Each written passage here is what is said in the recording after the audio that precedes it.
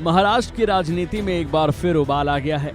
100 करोड़ रुपए की जबरन वसूली के मामले में जमानत पर बाहर आए महाराष्ट्र के पूर्व गृह मंत्री अनिल देशमुख ने चौंकाने वाला दावा किया है, जिसमें महाराष्ट्र के डिप्टी सीएम देवेंद्र फडणवीस पर संगीन आरोप लगे हैं। अनिल देशमुख ने कहा है कि फडणवीस ने कथित तौर पर उनके पास एक आदमी भेजा था जो तत्कालीन सीएम उद्धव ठाकरे और उनके बेटे आदित्य ठाकरे, तत्कालीन वित्त मंत्री अजीत पवार और तत्कालीन परिवहन मंत्री अनिल परब को फंसाने वाला एक हलफनामा लेकर आया था।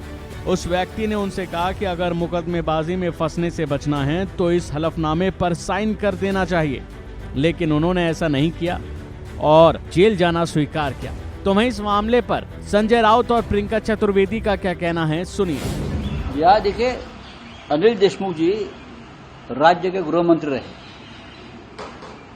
बहुत पुराने पॉलिटिशियन है महाराष्ट्र से और बहुत प्रतिष्ठित पॉलिटिशियन है, लेकिन एक षड्यंत्र का हिस्सा बनाकर अनिल देशमुख को जेल में भेजा गया और जेल में भेजने से पहले उनके ऊपर दबाव आया था कि जो हम बोलेंगे वो करो।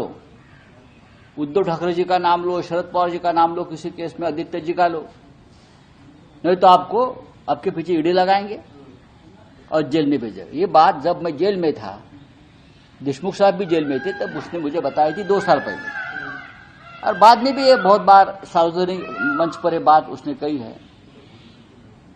बीजेपी इस प्रकार की हरकत कर सकती है। ऐसे बहुत से नेतागण है, एमपी है या विधायक है जो बीजेपी के साथ है, उनको इसी प्रकार से दबाव में लाकर अपने पार्टी में लिया है। तो अनिल देशमुख जी की बात में दम है और सच है। पैसे का इस्तेमाल हुआ, सत्ता बल का इस्तेमाल हुआ केंद्र से, एजेंसीज का दुरुपयोग हुआ, और आज जो अनिल देशमुख जी कह रहे हैं वो इतने सीरियस स्टेटमेंट्स हैं क्योंकि वो भुक्तभोगी हैं। उनको जेल में महीनों तक रखा हुआ, विदाउट चार्जशीट, विदाउट एविडेंस, और आज जब वो कहते हैं कि मुझे फेक एफिडेविट कह रहे थे साइन करिए, जो कैरेक्टर असैसिनेशन कर रहे हैं, जो झूठे आरोप लगा रहे हैं, तभी हम आपको रिहा करेंगे। और स्ट्रेट वो आ रहा है देवेंद्र फडणवीस जी के ऑर्डर से, यानी वो एक एक्सपोज करता है कि फडणवीस जी जो दिखाते हैं, वो दिखाने वाले दांत और खाने वाले दांत की जो बात होती है, दिखाते हैं कि वो विजनरी हैं, डेवलपमेंट की बात करते हैं, महाराष्ट्र हित की बात करते हैं, वो सिर्फ अपने हित की बात करते हैं, अपने पक्ष के हित की बात करते हैं। और वो खुद रिकॉर्ड पे हैं जहां उन्होंने कहा हाँ मैंने ये पार्टियां तोड़ी हैं सरकार में वापस आने के लिए, खुद ऑन रिकॉर्ड हैं जहां कहते थे कि रात रात भर वो जाकर ये नेगोशिएशन करते थे, कहां कैसे जाएगा।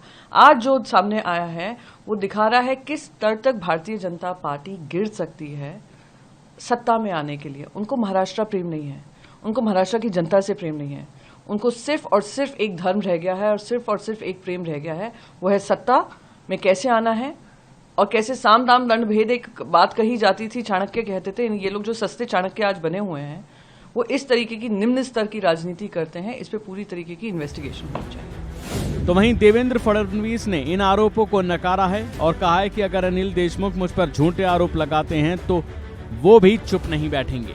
अभी के लिए फिलहाल इतना ही। खबरों में बने रहने के लिए देखते रहिए वन इंडिया हिंदी।